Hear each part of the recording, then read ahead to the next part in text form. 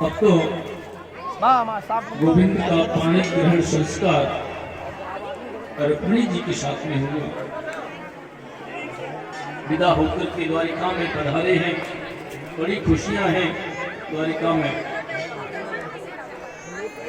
वर्णन आता है इनका दूसरा विवाह भालू की बेटी से हुआ।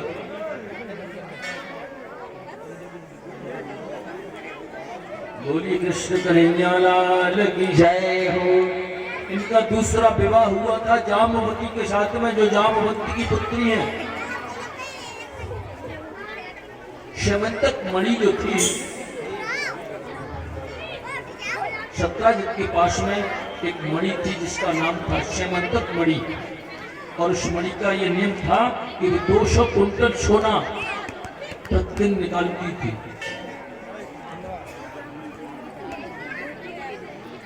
सत्राजित उस मणि को कंठ में धारण करके द्वारिका में भगवान के दरबार में जब पधारे तो भगवान ने कह दिया था, बोलिए सच्चिदानंद भगवान की जय।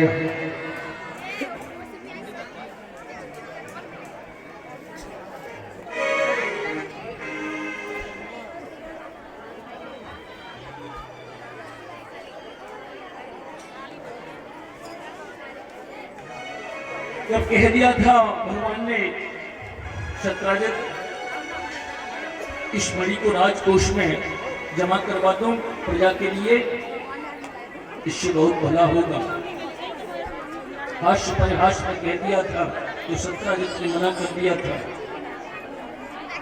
केशव ये श्रीमंतक मणि को मैं नहीं दे सकता। उस मणि को लेकर के सत्राजित अपने महलों में आए, और इनके एक भाई है, उनका नाम है प्रसेन। एक दिन प्रसेन ने उस मणि को अपने गले में धारण कर लिया और वन में चले गए। वन में जब गए तो प्रसेन को सिंह ने मार दी। बोली सच्चिदानंद भगवान की। सिंह ने मार दिया और मणि वहीं पड़ी थी। लेकिन सिंह को जामवंत जी ने मार दिया और उस मणि को स्वयं ले लिया, और वह जामवंत जी ने मणि ले जाकर के अपनी पुत्री जामवती को खिलौना खेलने के लिए प्रदान कर दी। बोली सच्चिदानंद भगवान की। ये भगवान को कलंक लग गया। सत्राजित ने जब ये देखा मेरे भाई प्रसेन को किसी ने मार दिया और मणि किसी ने छीन ली, तो वो समझने लगा कि निश्चित रूप से परसों श्री कृष्ण ने उस मणि को मांगा था, और उस मणि के लिए ही मेरे भाई प्रसेन को मार दिया और मणि को प्राप्त कर लिया है। भगवान को ये झूठा कलंक लग गया। कन्हैया ने गर्गाचार्य जी से पूछा, महाराज ये मुझको झूठा कलंक कैसे लग गया है? बोले तुमने चौथ का चंद्रमा देख लिया है। अब मुझे क्या करना है? भगवान ने विचार किया, इस कलंक को मुझे मिटाना ही होगा, और सैनिकों को साथ में लेकर के प्रसेन की खोज में जब गए, जहां से प्रसेन घोड़े पर बैठ कर गया था उसके पद चिन्हों पर गए, तो वहां देखा प्रसेन मरे पड़े हैं और वहां एक सिंह के पैरों के निशान हैं। उस सिंह के पैरों के निशान को देखते आगे गए तो सिंह भी मरा पड़ा है, वहां एक भालू के चरणों के निशान हैं। कन्हैया ने उस भालू के पैरों के निशान को देखते देखते एक गुफा में जाते हुए उन चरणों को देखा, तो मेरा गोविंद उस गुफा में जाकर के प्रवेश कर गए।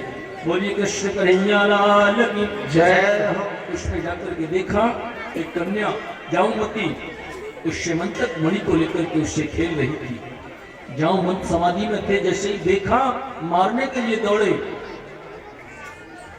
अब तो श्री कृष्ण में और जामवंत जी में भयंकर युद्ध होने लगा। युद्ध होते होते 27 दिन हो गए। जामवंत जी की नस नस ढीली पड़ गई। 28वें दिन तो जामवंत जी ने अपने आप को गोविंद के चरणों में समर्पित कर दिया।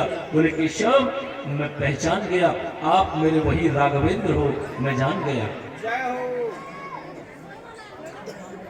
राम रावण का जब युद्ध चला था, उस समय युद्ध में विजय प्राप्त करने के बाद में समस्त सेना उनके सामने खड़ी थी, तो राम जी ने कह दिया था सबसे, बोले अब मुझे अयोध्या के लिए जाना है, तो मेरा आपसे यही कहना है, आपकी क्या इच्छा है वो मुझसे मांग लो। सब ने वहां कुछ न कुछ मांगा। जामवंत जी का जब नंबर आया तो जामवंत जी से कहा भगवान श्री राम ने, बोले जामवंत जी आप भी मांगो, आपको क्या चाहिए। तो जामवंत जी ने यही कहा था, रघुनंदन आपका और रावण का जो युद्ध चला था उसमें बड़े बड़े वीर थे, लेकिन रावण की सेना में ऐसा कोई वीर नहीं था जिससे मैं युद्ध कर सकूं, इसलिए मेरी बाजुओं की खुजली अभी मिटी नहीं है। मुझे तो अपने साथ में युद्ध करने को दे दो। मैं तो आपसे यही मांगता हूं कि दो दो हाथ आपसे हो जाए, तो मैं देखूं तो सही मेरे रघुनंदन में कितना बल है। बोलिए सच्चिदानंद भगवान की जय हो। भगवान ने उस समय कह दिया था, राघवेंद्र सरकार ने कहा था, जामवंत जी ये मर्यादा के विपरीत होगा, क्योंकि मैंने जो अवतार लिया है वो मर्यादा पुरुषोत्तम राम के नाम से लिया है। ये अभिलाषा आपकी मैं द्वापर में कृष्ण अवतार लेकर के निश्चित रूप से मिटा दूंगा। बोलिए सच्चिदानंद भगवान की जय। और वही युद्ध की पिपासा तो जामवंत जी राम अवतार में रखे थे, श्री कृष्ण ने आज वही युद्ध की पिपासा को जामवंत जी को मिटा दिया है और जामवंत जी उनके चरणों में गिर गए हैं। बोले मैं पहचान गया, आप मेरे वही राम हो, वही श्री राम हो, चरणों में गिर गए हैं। बोलिए सच्चिदानंद भगवान की जय। श्री कृष्ण ने सारा वृतांत बताया। बोले मुझे कलंक लग गया था इस मणि के पीछे, ये मणि मुझे प्रदान कर दो। जामवंत जी ने कह दिया, केशव अरे आप उस मणि की बात करते हो, मैं अपनी देवता को भी आपको समर्पित करता हूँ। और उन्होंने अपनी पुत्री जाम्बवती को भी कृष्ण को समर्पित कर दिया है। बोलिए कृष्ण भगवान की जय। मेरे मुरलीधर का दूसरा विवाह जाम्बवती के साथ में हुआ है और तीसरा विवाह जो हुआ है सत्राजित की पुत्री है, वो है सत्राजित की पुत्री जिसका नाम है सत्यभामा, उनके साथ में तीसरा विवाह हुआ है। चौथा विवाह कालिंदी के साथ में हुआ है। पांचवा विवाह बिंद अरविंद की जो बहन है मित्रविंदा, उनके साथ में हुआ है। छठवां विवाह नग्नजित की बेटी नग्नजिती के साथ में हुआ है और सातवां राजा देव की बेटी भद्रा से हुआ है। और मेरे प्रभु का जो आठवां विवाह हुआ है वो भद्र देश के राजा की बेटी लक्ष्मणा के साथ में हुआ है। ऐसे इनकी 8 पटरानियां हैं। बोली सच्चिदानंद भगवान की जय। कृष्ण कन्हैया लाल की जय हो। एक और राक्षस है भौमासुर जिसका नाम है, और इसने कन्याओं को बंदी बना लिया है। कन्याओं को बंदी बना करके डाल देता है अपनी जेल में और कहता है जब 20,000 हो जाएंगी तो एक साथ विवाह करूंगा। 16,100 कन्याओं को ला करके कारागार में डाल दिया। भगवान ने आकर के उस भौमासुर का वहां उद्धार किया और 16,100 जो कन्या है उनके साथ में विवाह किया है। बोली सच्चिदानंद भगवान की जय। कन्हैया के 16,108 विवाह श्रीमद् भागवत में ऐसा निरूपण बताया गया है। बोली कृष्ण कन्हैया लाल की जय हो। जय जय श्री राधेश। सुखदेव जी कहते हैं राजन परीक्षित पांडवों ने एक बार राजसी यज्ञ किया था। उस राजसी यज्ञ में यह प्रश्न उठा था कि सर्वप्रथम पूजा किसकी की जाए, प्रथम पूजा का अधिकारी कौन है। तो तुम्हारे छोटे बाबा सहदेव ने कह दिया था उस समय कि प्रथम पूजा के अधिकारी तो श्री कृष्ण ही हैं। उसी सभा में बैठा हुआ था शिशुपाल, भगवान को गिन गिन कर गालियां देने वाला, उसने भगवान को 100 गालियां तक दी और 101 गाली जब हुई तो भगवान ने अपने सुदर्शन चक्र से शिशुपाल के सिर को धड़ से अलग कर दिया था। बोलिए सच्चिदानंद भगवान की जय। और पांडवों से कहा था, पांडवों आप राजसू यज्ञ कर रहे हो, क्या तुमने सभी राजाओं को अपने वश में कर लिया है? समस्त राजाओं पर तुमने विजयश्री प्राप्त कर ली है? तो उस समय पांडवों ने कह दिया था, केशव वैसे तो सब राजा अपने पक्ष में हैं, लेकिन जरासंध बड़ा दुष्ट ही प्रवृत्ति का है। तो उन्होंने कह दिया था केशव ने, बोले देखो जरासंध दुष्ट है तो दुष्ट को मारना भी चाहिए। और मेरे केशव अर्जुन और भीम को साथ में लेकर के जरासंध के दरवाजे पर पहुंच गए। जरासंध ने देखा ब्राह्मण का भेष बना करके गए हैं, बड़ा प्रसन्न हुआ जरासंध। तो जरासंध ने कहा, आप ब्राह्मण मेरे दरवाजे पर मांगो तो मैं क्या चाहिए? भगवान बोले, हम क्या मांगे? तो देखो मैं ब्राह्मणों से बहुत प्रसन्न रहता हूं, आप श्री कृष्ण को तो जानते ही होंगे, मुझे 27 बार उसने परास्त कर दिया। अरे वो तो ब्राह्मणों के आशीर्वाद से मैंने पूजा में बिठाए थे 28 बार, और ब्राह्मणों के आशीर्वाद से उस पर मैंने जैसे तैसे विजय प्राप्त की, वह युद्ध छोड़ करके भाग गया। इसलिए मैं ब्राह्मणों पर हमेशा ब्राह्मणों को आदर प्रदान करता हूं। आप मांगो, आपको क्या चाहिए? आप ब्राह्मणों के भेष में हो। भगवान ने जब ये सुना तो भगवान मुस्कुराने लगे, जैसे ही श्री कृष्ण का नाम लिया तो मुस्कुराए। जरासंध बोला, बोले ठहरो, मैंने तुम्हें कहीं देखा है। क्योंकि भगवान की हंसी पहचान करा देती है। कन्हैया बात को बदल करके बोले, राजन जरूर देखा होगा, हम जैसे ब्राह्मण तो आपके यहाँ मांगने आते ही रहते हैं, मैं भी कभी आया हूँगा तो आपने देखा होगा। ठीक है मांगो, तुम्हें क्या चाहिए? तो उस समय भगवान ने कह दिया था, बोले देखो आप कहते हो हमसे मांग लो, तो हमें कोई नौतारी ब्राह्मण मत समझना, हम कोई नौतारी ब्राह्मण नहीं है। अगर तुम कहते हो, बार बार कहते हो मांगने के लिए, तो हम तो तुमसे एक ही चीज मांगते हैं। बोलिए सच्चिदानंद भगवान की जय हो, श्री कन्हैया लाल की जय हो, जय जय श्री राधे श्याम। हमें तो युद्धम नोदेह राजेंद्र द्वंदशो यदि मन्य से युद्धार्थिनो वयम प्राप्ता राजन्या नानकांक्षण।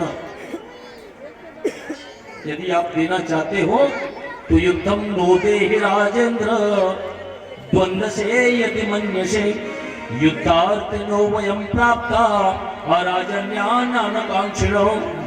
यदि आपको देने की इच्छा है तो हमको युद्ध दे दो, द्वंद्व युद्ध करेंगे आपसे। अब जैसे ही युद्ध के लिए कहा तो जरासंध बोला, पहले ये बताओ तुम हो कौन? भगवान बोले, हम अपना परिचय बताएं? बोले हाँ, हो कौन तुम युद्ध मांगने वाले? मैं वचन देता हूं, तुम्हें युद्ध ही देता हूं, लेकिन पहले अपना परिचय बताओ। भगवान बोले, अशौभ्र कोदर पार्थ तस्भ्रातार्जुनो ह्रियम।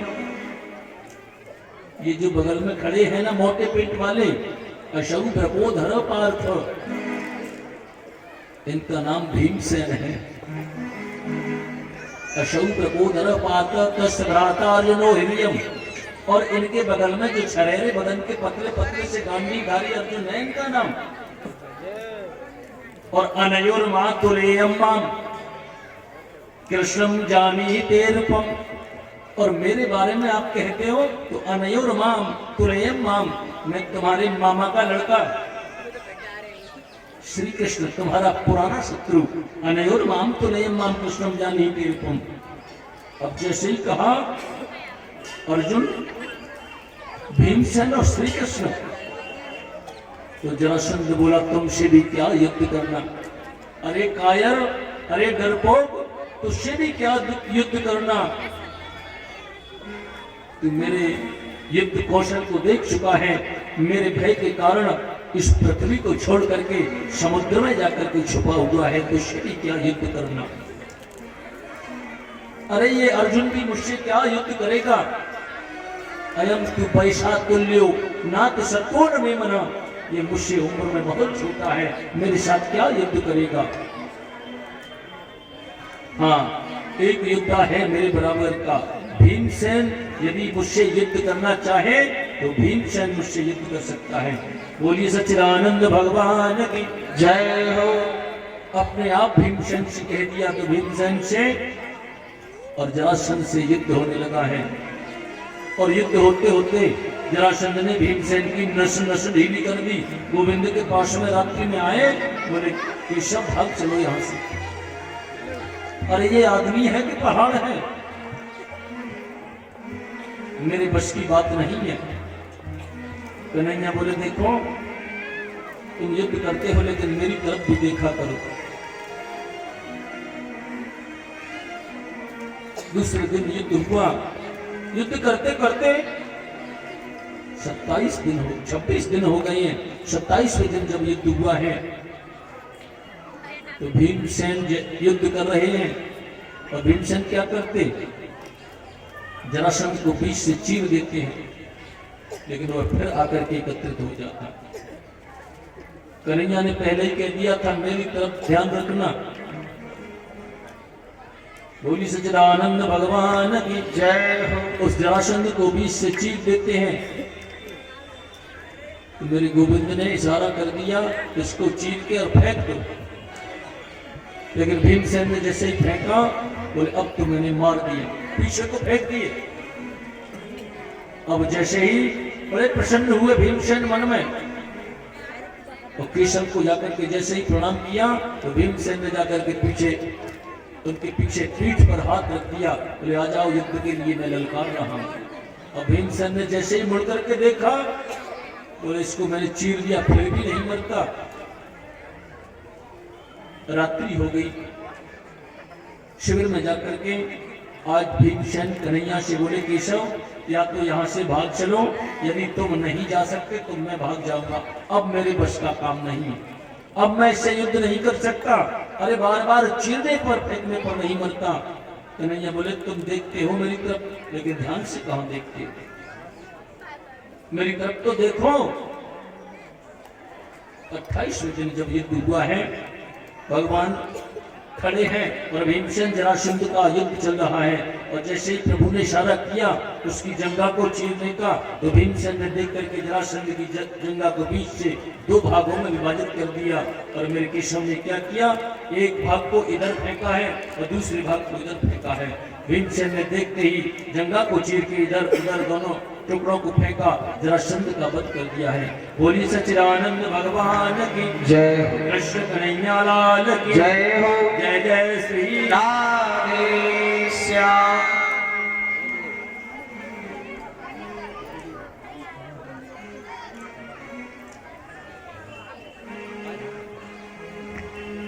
अब तो सुखदेव जी कहते हैं राजन,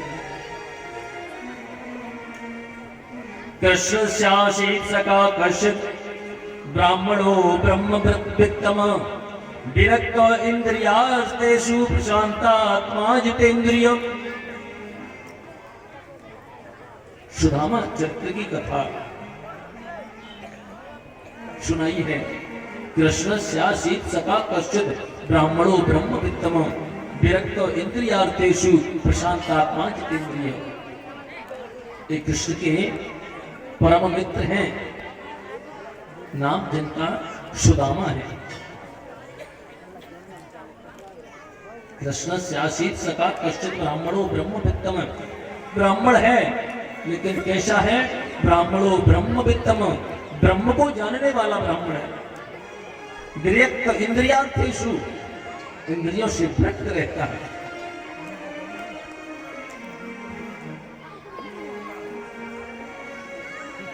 सुदामा गरीब है,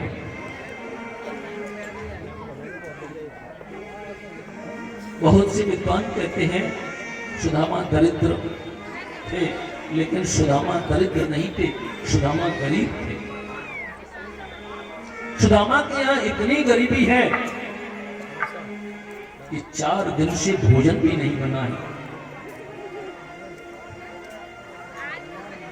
उनकी पत्नी है सुशीला।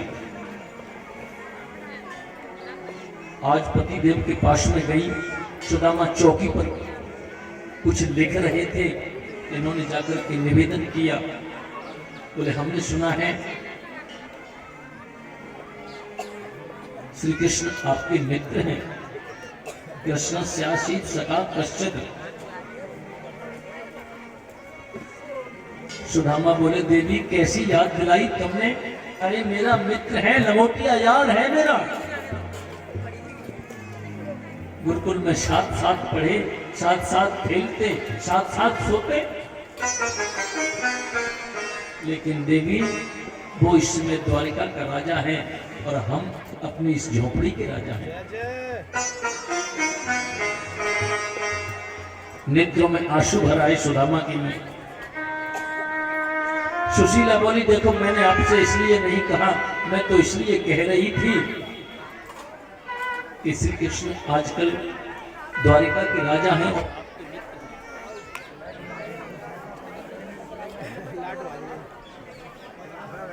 हरि जय जय श्यामा जय जय श्याम, जय जय श्री वृंदावन धाम।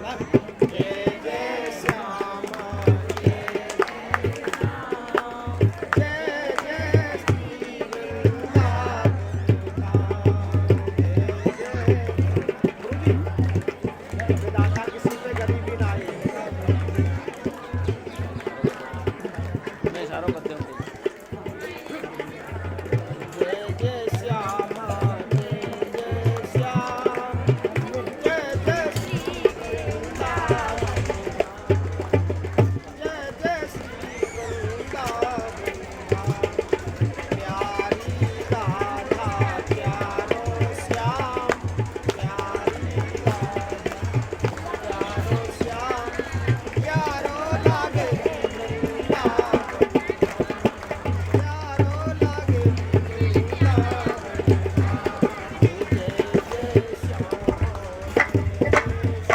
बोलिए सच्चिदानंद भगवान की, कृष्ण कन्हैया लाल की जय। जय जय श्री राधे श्याम।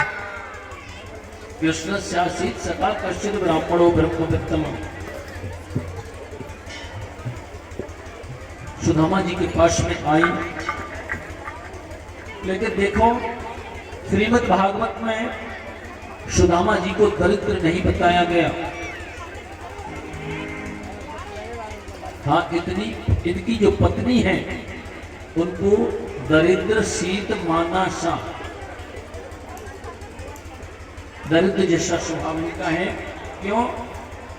ये रक्षयोपपन्नेन वर्तमानो ग्रहश्रमी तस्य भार्या कुचैलस्य शुच्चामा च तथाविदा। इनकी पत्नी के मन में ये आकांक्षा रहती पड़ोसियों को देख करके कि इनके यहाँ ये व्यवस्था है, हमारे यहाँ भी हो। इसलिए दरिद्राशील माना सा, वेप माना। आज पतिदेव के पास में आई और पतिदेव से आकर के कहा, बोले आपके मित्र हैं, आप एक बार उनके दर्शन करने के लिए जाते। मैं तो इसलिए कह रही थी कि आपको बहुत सा धन दे देते। जब धन देने की बात आई तो सुदामा बोले देवी मेरा मित्र तो है, मेरा लंगोटिया यार तो है, लेकिन धन की कामना से वहां यदि मुझे भेजोगी तो मैं जीवन में कभी नहीं जाऊंगा। फिर तो लोग यही कहेंगे कि सुदामा कृष्ण के पास भीख मांगने के लिए गया था। और एक बात स्पष्ट है, ब्राह्मण को भीख मांगना मना है। ब्राह्मण को भीख नहीं मांगनी चाहिए। ब्राह्मण यदि भीख मांगता है तो अपने ब्राह्मणत्व को, अपने तेज को नष्ट करता है। ब्राह्मण को वेद सुनाने का अधिकार है, सत्संग करने का अधिकार है, प्रवचन करने का अधिकार है, और उसके बदले में जो उसको दक्षिणा मिले उसको अपने सिर से लगा करके स्वीकार कर ले। लेकिन ब्राह्मण के लिए भीख मांगना ये शास्त्रों में मना किया गया है। ब्राह्मण को कभी भीख नहीं मांगनी चाहिए। बोली सच्चिदानंद भगवान की जय हो, कृष्ण कन्हैया लाल की जय हो। और सुदामा के यहाँ गरीबी है, दरिद्र नहीं है। सुदामा के घर की हालत कैसी है? सुदामा के घर में एक बर्तन भी साबुत नहीं है, ये बिल्कुल पक्की बात है। सुदामा के घर की छत ऐसी है कि बरसात का पानी सुदामा के घर में हर्ष में गिरता ही रहता है।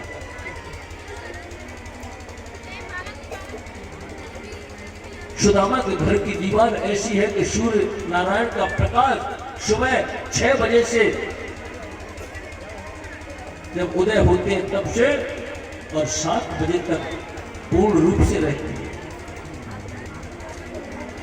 सुदामा की धोती 20 जगह से फटी हो सकती है, लेकिन सुदामा दरिद्र नहीं है। सुदामा के पास में खाने के लिए अन्न के दाने भी नहीं है। सुदामा गरीब है, लेकिन सुदामा दरिद्र नहीं है।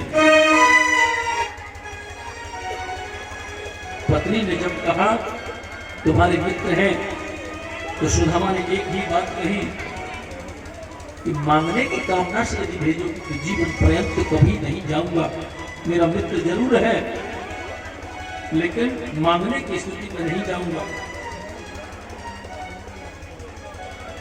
बहुत कहा तो सुदामा ने कह दिया, देवी यदि आपकी इच्छा है तो मैं उत्तम श्लोक श्री कृष्ण का दर्शन करने के लिए अवश्य जा सकता हूं, लेकिन मित्र के यहाँ जाऊंगा तो कुछ न कुछ उपहार होना चाहिए। मित्र के पास में, पिता के पास में, गुरु के पास में जब भी जाया जाए तो कुछ न कुछ उपहार होना आवश्यक होता है, ये शास्त्र कहता है। सैवं भारया विप्रो बहुशः पाठको मृदु अयम ही परमो लाभ उत्तम श्लोक दर्शनम। हाँ, इसको मैं अपना सद्भाग्य मानता हूँ कि वहां जाकर के मुझे श्री कृष्ण का दर्शन होगा। मैं दर्शन की इच्छा से जाता हूँ, लेकिन देवी मैं जाऊंगा तो सही, लेकिन हमारे घर में तो अन्न के 4 दाने भी नहीं है, कृष्ण को उपहार में दूंगा। सुशीला ने कहा, देखिए आप स्नान करके आइए और मैं कुछ न कुछ बंदोबस्त करती हूँ। बोली सच्चिदानंद भगवान की।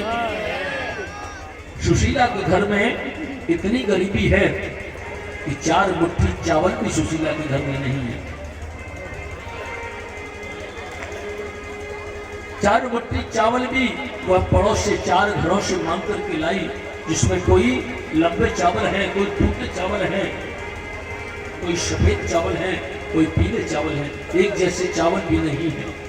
विधाता किसी पर गरीबी न आए, विधाता किसी पर गरीबी न आए।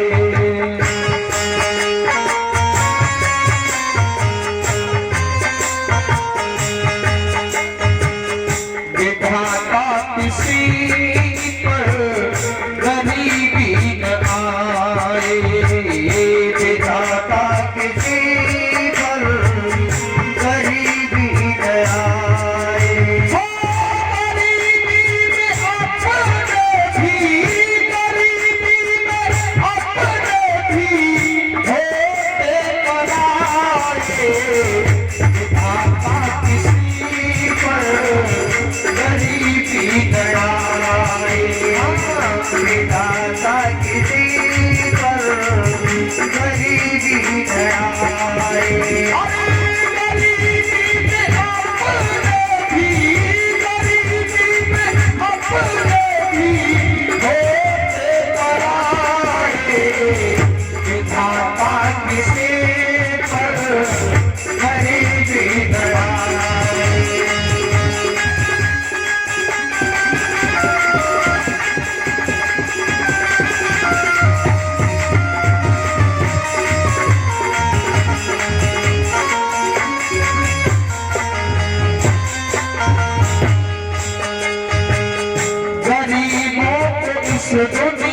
में मिलता कहीं ना सम्मान है। गरीबों को इस दुनिया में मिलता कहीं ना सम्मान है। गैर तो है गैर लेकिन, गैर तो है गैर लेकिन अपने भी करते अपमान है। गैर तो है गैर लेकिन अपने भी करते अपमान है। गरीबी ने कैसे कैसे, गरीबी ने कैसे कैसे सितम हम पे ढाए। विधाता किसी पर गरीबी बनाए। विधाता किसी पर गरीबी बनाए। गरीबी में अपने भी, गरीबी में अपने भी होते बनाए। विधाता किसी पर गरीबी बनाए। विधाता किसी पर गरीबी बनाए। माँ बाप बहन और भाई कोई न पूछे मन की बात है। माँ बाप बहन और भाई कोई न पूछे मन की बात है। सीधी न बोले पत्नी, सीधी न बोले पत्नी सच में फिरी जो तेरे साथ है। सीधी न बोले पत्नी सच में फिरी जो तेरे साथ है। गरीबी न कैसे कैसे, गरीबी न कैसे कैसे सितम हम पे ढाए। विधाता किसी पर गरीबी बनाए। विधाता किसी पर गरीबी बनाए। गरीबी में अपने भी, गरीबी में अपने भी होते बनाए। विधाता किसी पर गरीबी बनाए। विधाता किसी पर गरीबी बनाए। विधाता किसी पर गरीबी बनाए। विधाता किसी पर गरीबी बनाए। कन्हैया लाल की जय, जय जय श्री राधे श्याम। इतनी गरीबी सुदामा के यहाँ है। 4 मुट्ठी चावल भी लेकर के सुशीला आई तो अलग अलग घरों से लेकर के आई और